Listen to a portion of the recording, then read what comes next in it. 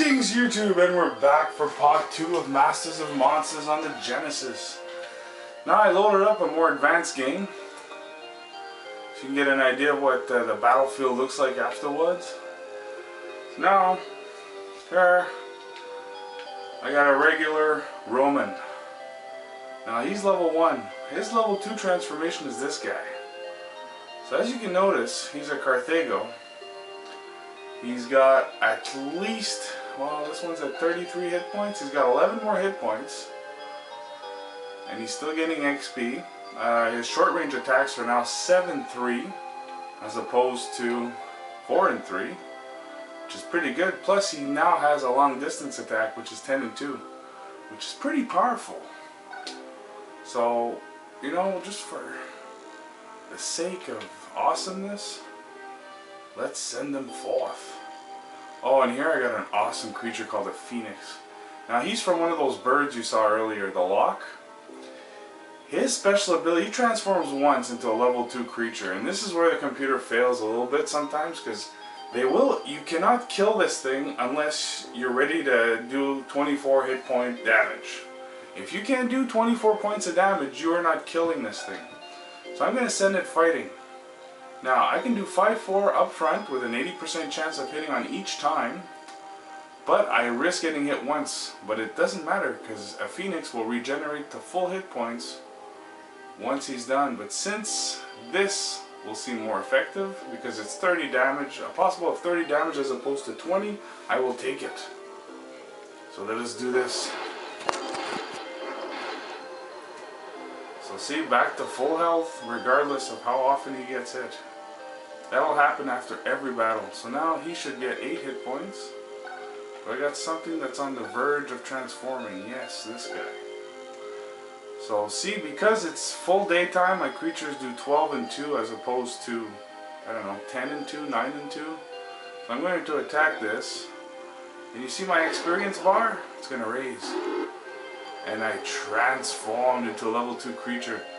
So by transforming, not only does it bring you back to full hit points, but it also increases your short and long range attacks. So now to retransform, I have to gather up another 60 XP. So now that's a force to be reckoned with. Let me show you the power of this thing. Now we'll send it to the sorcerer himself. Now your goal of the game is to kill this guy. This guy who is summoning the creatures. Now as you can see, he's pretty powerful. And since he's in his tower, he's got the best defense possible, which makes my attacks at 40% and his still at 60. But look at his long range, 15-3. That's devastating. That's 45 damage. So I'm going to attack him. So see that 11 points I hit him with? He's never getting that back. Okay, he's at 89 and he's going to stay there. A ruler can never gain experience. And there's only one level, maybe two, I think it's just one, where all the masters can actually lock up and fight, because the land is so tiny and small. So you can practically duke one master against the other, which is a kind of neat trick. So this is it. This is Masters of Monsters on the Sega Genesis. If you haven't tried it or picked it up, I can make references to Magic the Gathering, because it's pretty much like that. You know, you're a guy with 20 life, and the other guy's trying to do spells. Now see, I've been surrounded in the ocean here by mermaids. Fucking mermaids. So now I'm gonna send him to retreat to a castle, because if he's on a castle, each turn, end of turn, he will regenerate.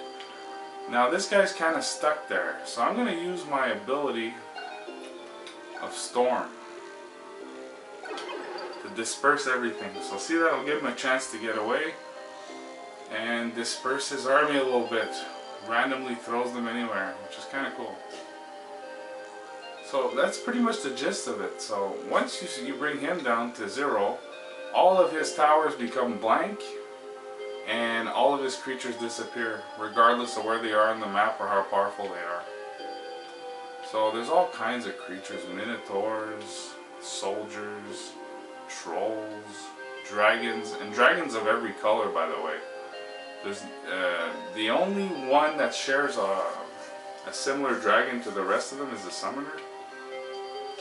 But apart from that, they're all unique and they all have their own different abilities.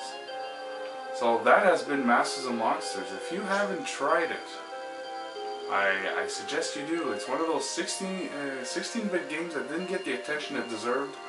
And the possibilities are endless. It's a 4-player game. The music's awesome. The strategy's awesome. But it's way more fun playing against human beings as opposed to other players. And I don't understand why they didn't make a part 2 to this. I mean, this had so much potential. They did have something called Masters of Monsters that came out on the PlayStation 1. But it like most PlayStation games, a complete fucking and utter disgrace. Don't get me wrong, I like PlayStation. I just think sometimes they make games for the sake of making games. And the best conversion of this so far would be, if you want to see my Wrath Unleashed video. Very similar to this. And it's more immersive and you actually use the creatures to fight. The only problem is the variety of creatures is very small. So with this, thanks for watching and I hope you get to play it. Thank you.